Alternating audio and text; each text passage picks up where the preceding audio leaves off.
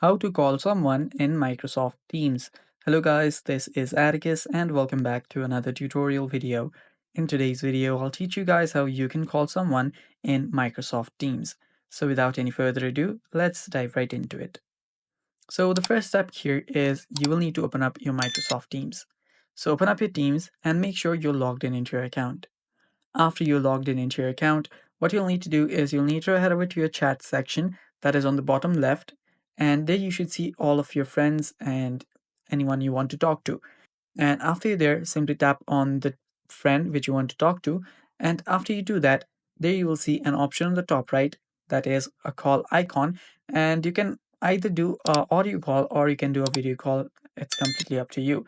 And by simply tapping on either one of these, you will be able to make a call in your Microsoft Teams. And it's basically that simple, guys. And that is all for today's video as well. Thanks for watching. Stay tuned for more upcoming tutorial videos and bye bye.